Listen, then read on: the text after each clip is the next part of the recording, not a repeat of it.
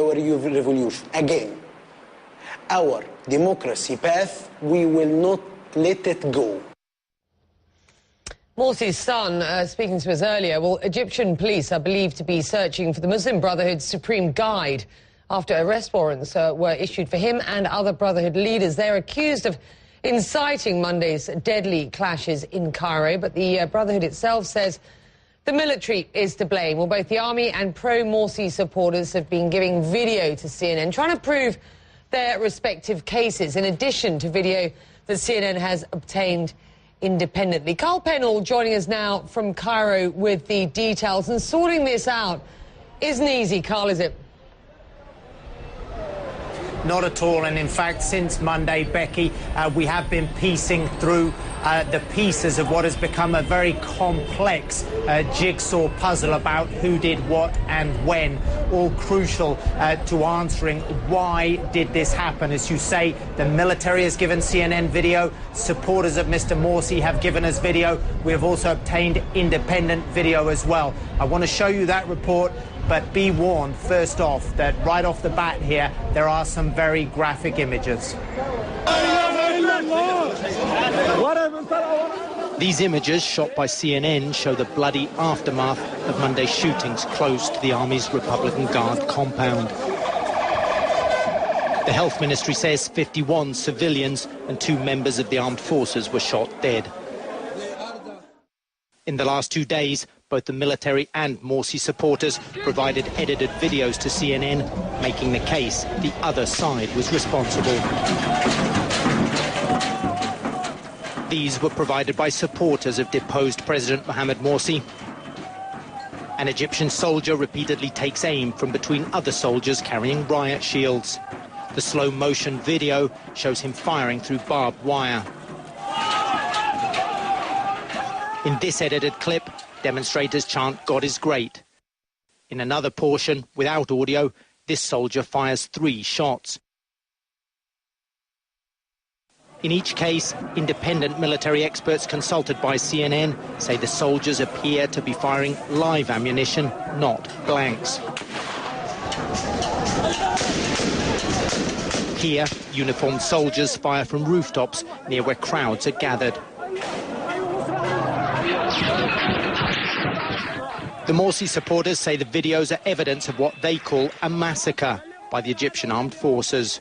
The National Salvation Front, the main political coalition that backed the July 3rd military coup, has called for a judicial inquiry into the shootings. But it insists the Muslim Brotherhood, Morsi's power base, instigated events. The military provided CNN with these edited videos to make its case the military was attacked first. This video, taken from an army helicopter, captures images of men tossing gasoline bombs off a high-rise. This grainy frame shows a man with what the army says is a pistol. We do not see him fire it. Images taken from ground level show a pro-Morsi protester cocking what the army says is a sawn-off shotgun. The video does not show him firing it. Other video shows the muzzle flash of a gun being fired. I challenge the army to a public debate in front of the whole world, but there's no need. The blood spilled on the streets paints a complete picture that speaks for itself, this Muslim Brotherhood leader says. Despite repeated requests, neither side has given CNN the original raw footage, only edited material, sometimes without audio, sometimes slow motion with audio. In an off-camera briefing, Army spokesman Colonel Ahmed Ali alleged 15 gunmen on motorcycles fired on the heavily fortified Guard headquarters. But the earliest video clip the Army offered was this gun camera image from 4:01 a.m. Monday morning. Tear gas clouds are seen down the street. Multiple pro-Morsi eyewitnesses told CNN the Army opened fire while many of them were performing pre-dawn prayers. The Army adamantly denies that and said the shooting started later. This video was recorded by a man who lives in an apartment building half a block from the Guard headquarters. The photographer said he is not affiliated to either side and he declined to speak on camera for fear of reprisals.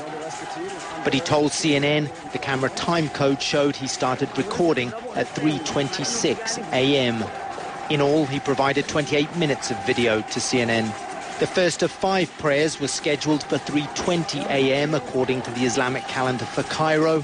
If the camera was accurately calibrated, it would mean the clashes began in the middle of prayer time. About 1 minute into the video shot from the apartment block, about 3:27 a.m., sustained gunfire can be heard. The photographer says the shooting was in front of the Republican Guard building. At 1 minute 29 seconds, we see a single flash among a small crowd of Morsi supporters, possibly a shot being fired. With the military firmly in control of Egyptian politics, it's unclear how far a judicial inquiry will clarify what happened. But what neither side is arguing, the massive casualties. Almost all of them were civilians. Now, the political groups here in Egypt have called for a judicial inquiry into exactly what went wrong there. And really, that is crucial because undoubtedly it will have domestic and international political ramifications. But what we must not forget is that behind every one of the casualties from that incident, there is a family now mourning one of their loved ones. In fact, we've just come from the family of one of the photographers who took some of the video that we used in that report.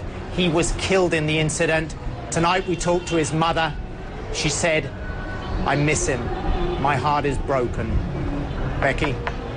Carl Penhall for you in Cairo. Carl, appreciate your reporting there. Thank you. Over the past week, we've witnessed dramatic change then in Egypt as the military ushered in an uncertain new era. I want to remind you how things unfolded and show you the reactions of Egyptians on both sides of the divide. Have a look at this.